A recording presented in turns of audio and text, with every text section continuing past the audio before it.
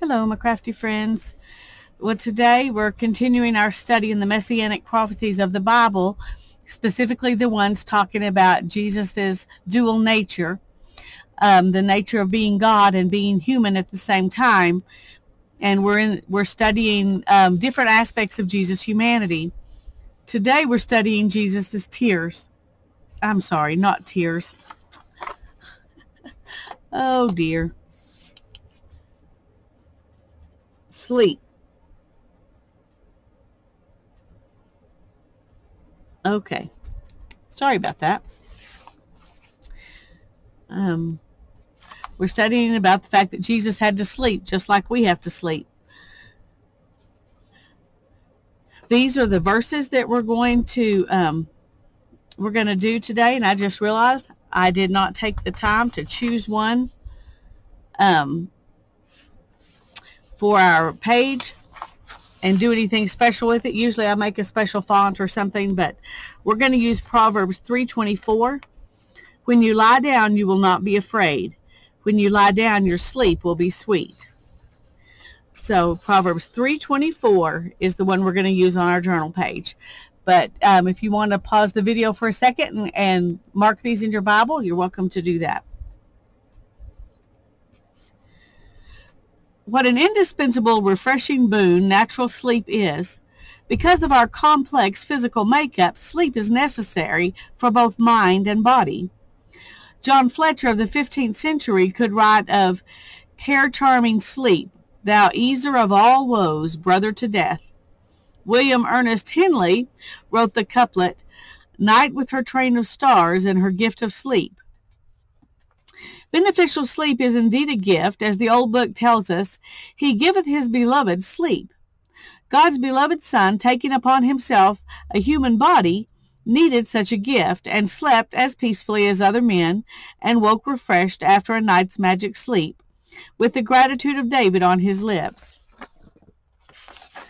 And these next two verses are Psalms of David. Psalms 3:5 says, I lay down and slept, I awoke, for the Lord sustains me. And Psalms 4:8, in peace I will both lie down and sleep, for you alone, Lord, have me dwell in safety. Yet there were nights upon nights when he denied himself sleep, and retired to the solitude of the mountain, where with the darkness of night as a blanket to cover him, he spent the lonely hours in communion with his Father. Other men might go to their homes and sleep, but this man, who had nowhere to lay his head, slept when and where he could. After an all-night session of prayer, Jesus came to his disciples and found them heavy with sleep. And he's talking about Mark 14, verses 32 through 42. It says, they came to a place named Gethsemane. He said to his disciples, sit here until I have prayed. And he took with him Peter and James and John, and began to be very distressed and troubled. He said to them, my soul is deeply grieved to the point of death. Remain here and keep watch. And he went a little beyond them and fell to the ground and began praying that if it were possible, the hour might pass by him. And he was saying, Abba, Father, all things are possible for you. Remove this cup from me. Yet not what I will, but what you will. And he came and found them sleeping, and said to Peter, Simon, are you asleep? Could you not keep watch for 1 hour? Keep watching and praying so that you will not come into temptation. The spirit is willing, but the flesh is weak. And again he went away and prayed, saying the same words. And again he came and found them sleeping, for their eyes were heavy, and they did not know what to say in reply to him. And he came a third time and said to them, are you still sleeping and resting? That is enough. The hour has come. Behold, the Son of Man is being betrayed into the hands of sinners. Get up, let's go. Behold, the one who is betraying me is near. And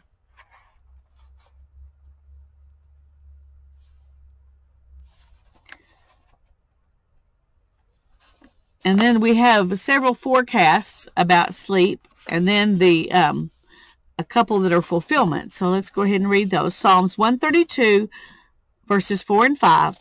I will not give sleep to my eyes, or slumber to my eyelids, until I find a place for the Lord, a dwelling place for the mighty one of Jacob.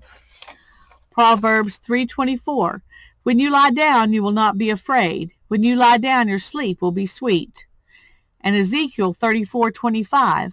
And I will make a covenant of peace with them and eliminate harmful animals from the land so that they may live securely in the wilderness and sleep in the woods.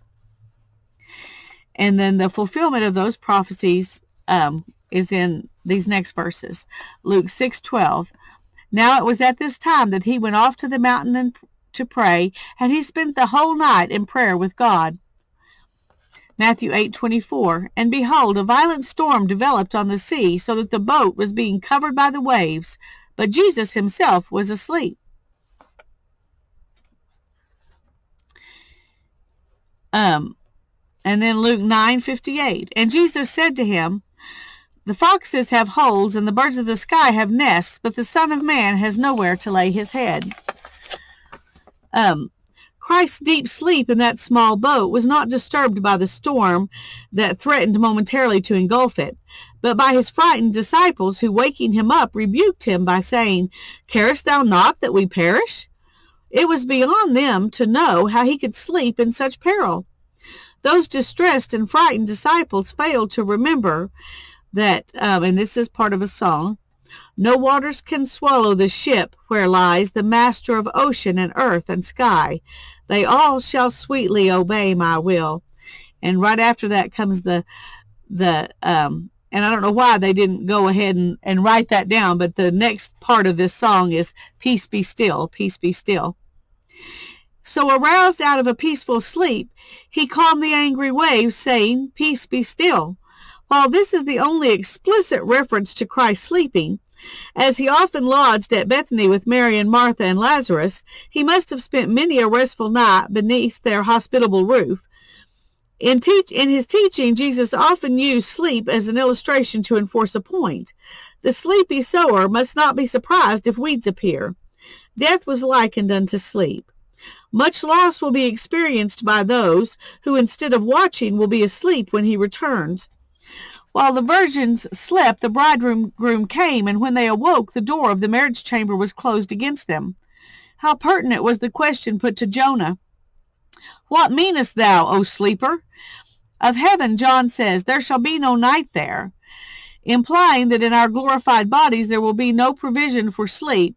Also, obviously, no need for sleep. If there's not going to be a provision for it, there won't be a need for it.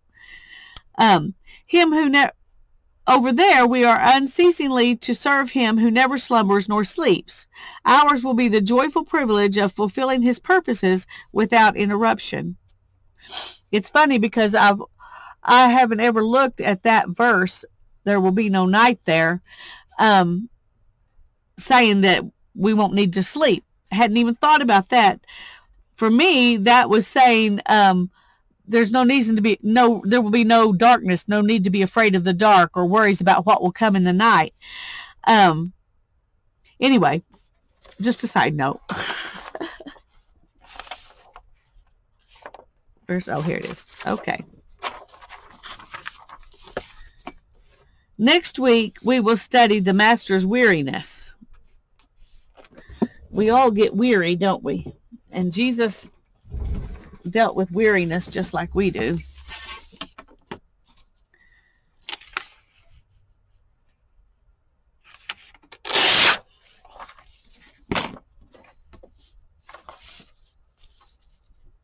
I was trying to decide what to do on the page, and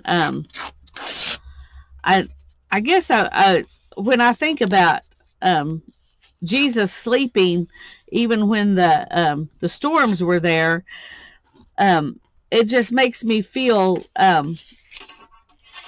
he knew the safety of God's presence, and so he wasn't afraid to sleep even though there was a storm, and which I think is comforting.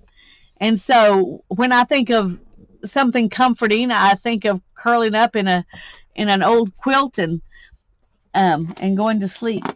And so I decided I would just make a quilt on this page. I just pulled out some scraps out of my scrap box, and I may or may not use this one, but I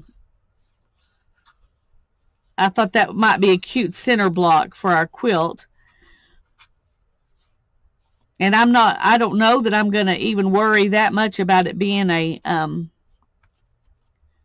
you know, perfect squares or whatever. Part of me thought to make a crazy quilt kind of thing.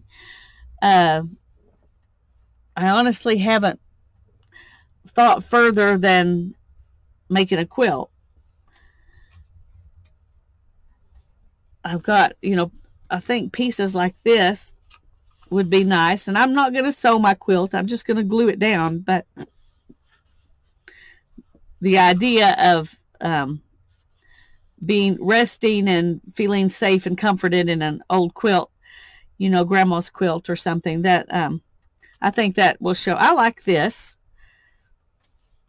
So I think I'll make my pieces, you know, similar in size to this. Here's another one. Is that about the same size? Yeah, that's handy. Here's one. Let's see, what else do we have here that might be easy because it's already done? Well, I thought there was at least one more piece in here that was quilt size. We've also got, you know, square like that. We could,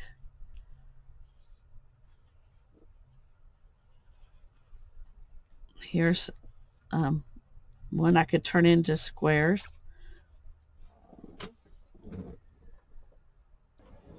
Okay, these are similar in size. That one's a little bit wide.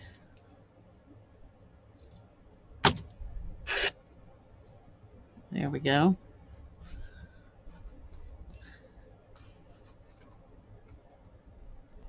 The one problem with using this is that our quilt won't have very many pieces. Because if I put this here, even if I take a little bit off of it, we're just going to not have that many, you know, pieces going around it. I think I'm going to go ahead and take some off, and then we will see where that gets us. Well, that didn't work out too well, did it? Okay.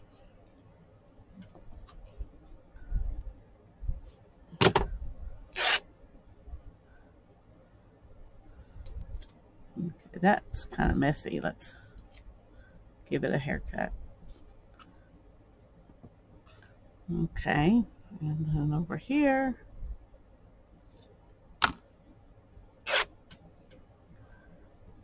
Okay.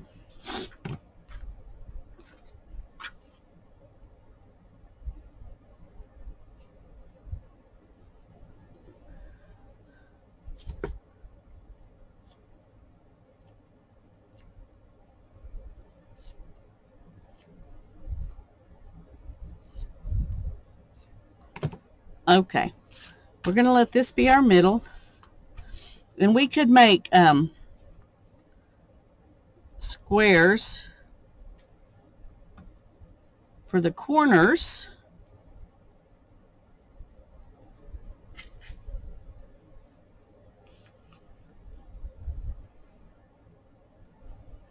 So see, I went and made it so that these don't actually work. So we'll work on that. Let's make another square approximately this size.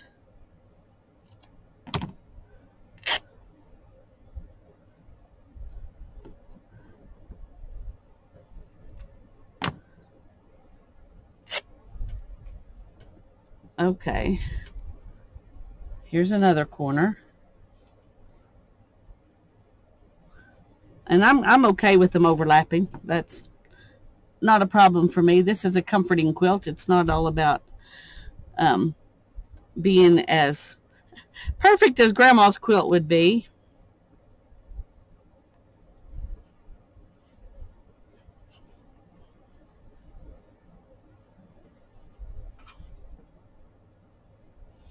I just want a variety of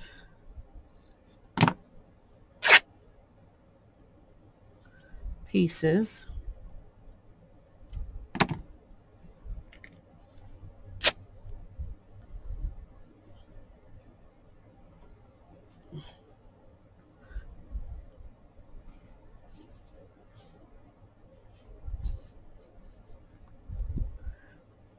Let's see.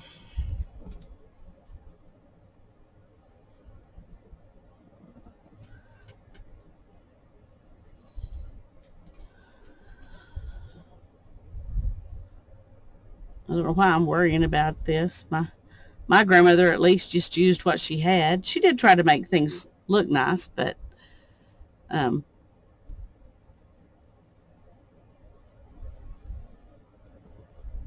okay, let's use this one.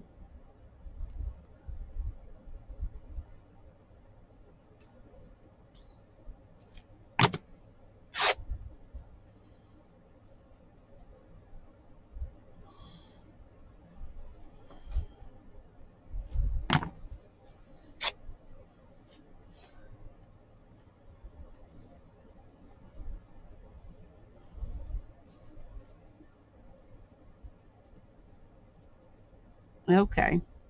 Now then we need some more pieces.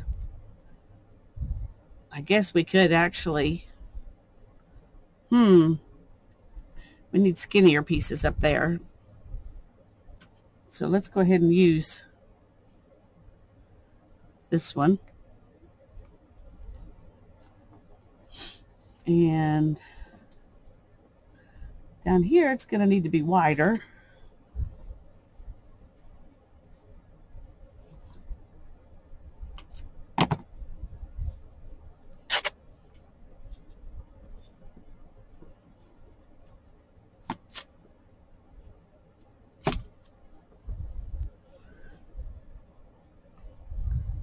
Okay, I think I'm going to do this underneath because I think it'll look nicer if these squares are not covered up.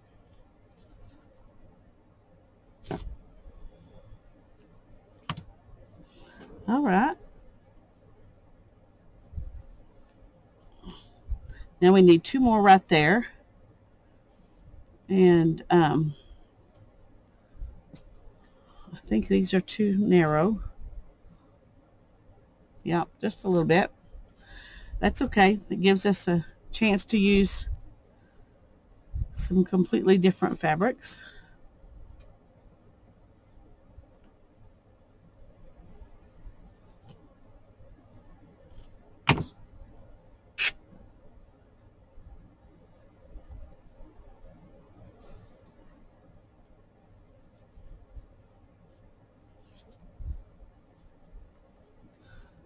Okay.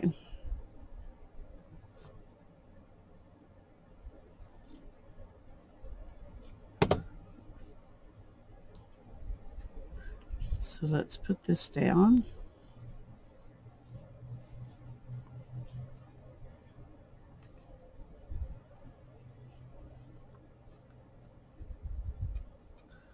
You can tell I'm not a quilter, huh? Oh dear. Let's see. Woo, this is wild. This is wild.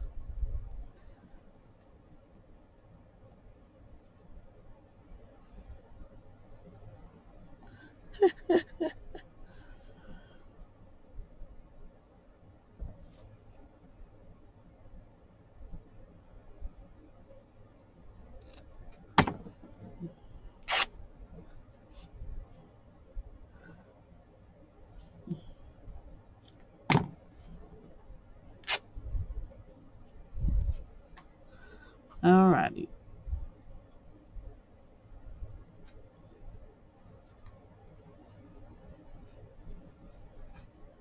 Ooh, I almost made that one too small. Okay.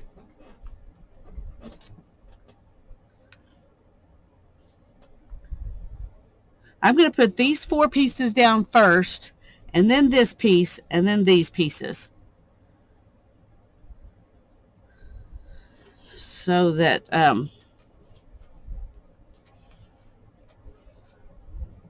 maybe I can make this look halfway decent.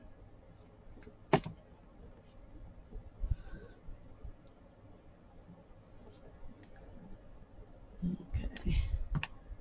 And I'm going to use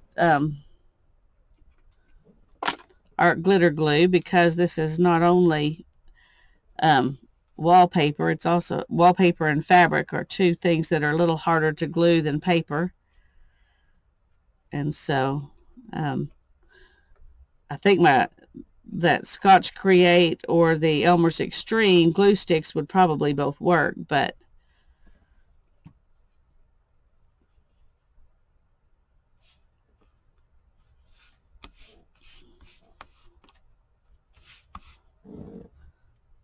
okay. There's that one. Let's go ahead and take these corners off and this piece. I'm just going to kind of eyeball it and try to make this in the middle, and we'll hope that works out. You don't eyeball when you're really making a quilt. You have to measure everything. And I have quilted a couple of quilts that the quilt tops were made by my great grandmother and a great aunt. But I haven't, and I've made one quilt top that I made for Ethan when he was born. I made it for a Christmas quilt out of flannel, but it was just squares. It had a pattern, but it wasn't anything fancy.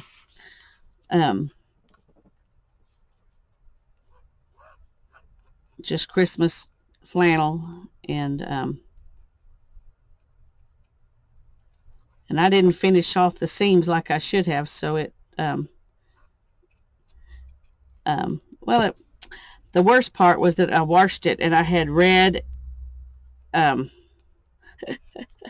had red flannel in there and green flannel in there and print flannel in there, and when I washed it, all of those pieces all leaked all over each other. So, I didn't know how important it was to wash your fabric before you make something. So I'm just telling you, when people say you need to wash your fabric before you make something, they know what they're talking about. It was a nice cozy quilt though, and we got a few pictures of him with it before it looked bad.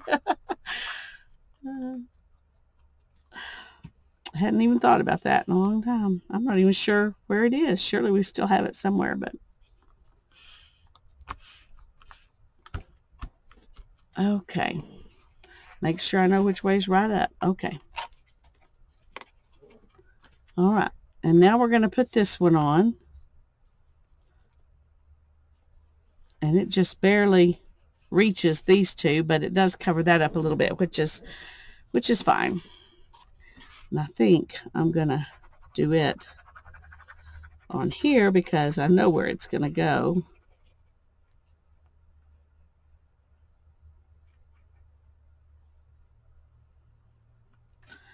Okay.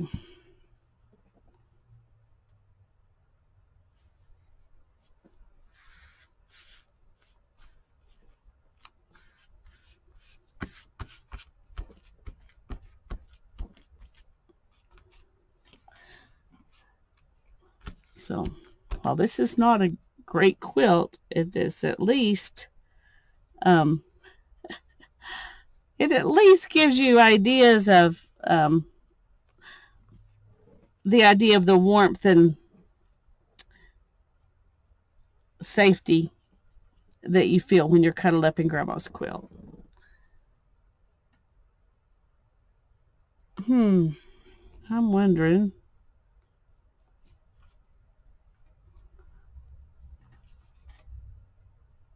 Okay, this is probably a mistake, but I am going to go ahead and trim these a little bit so they won't be covering this up.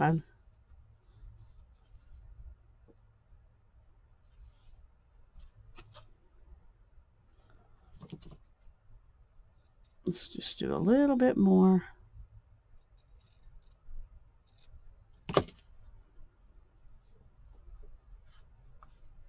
Okay, I like that.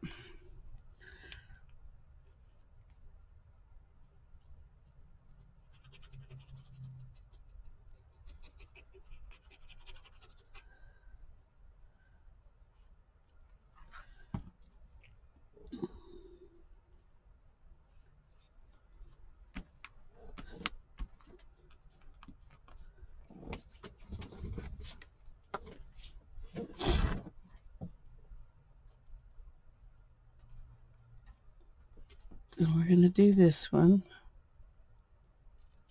I'm going to try to tear that, see if it'll, okay, good.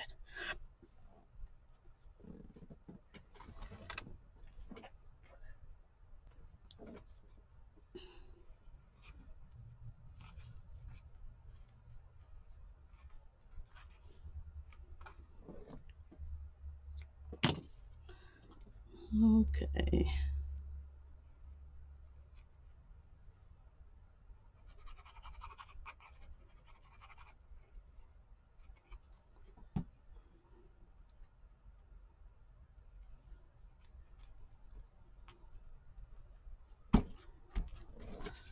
It's going to take a while for this to dry. I've got lots of glue in there.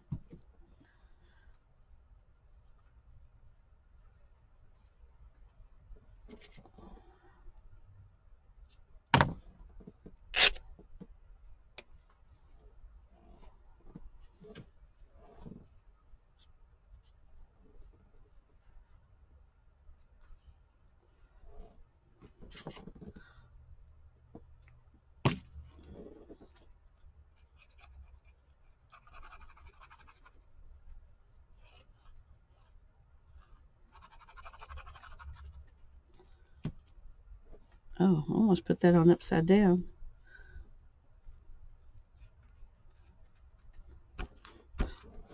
Okay, one more. And our little quilt will be finished.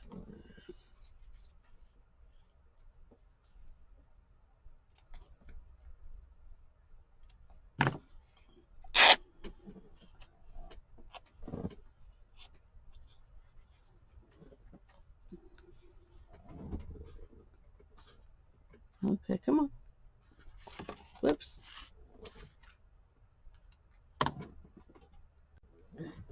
Okay.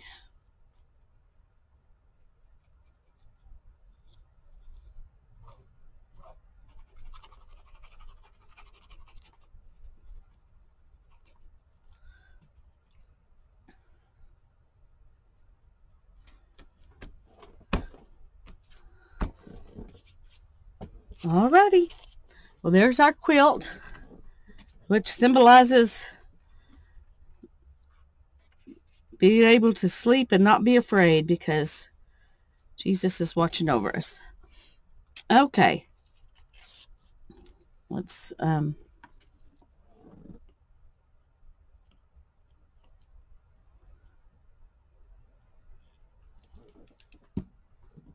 think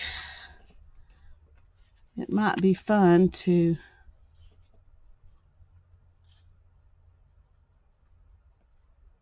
do this, put it on there.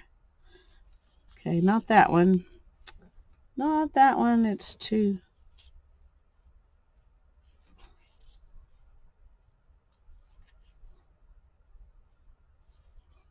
Okay.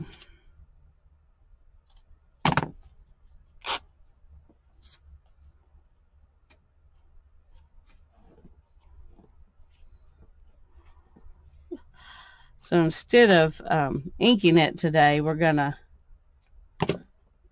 surround it and make it a quilt block.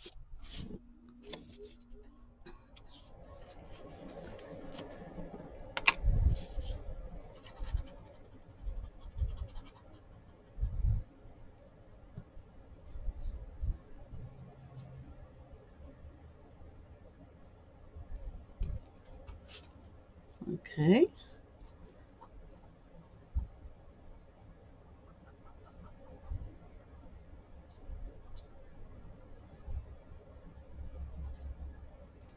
There we go.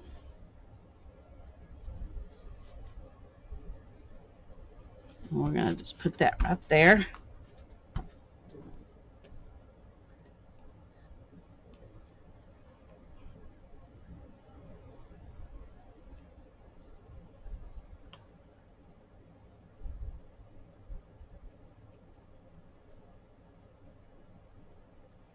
I know we live in really troubling times.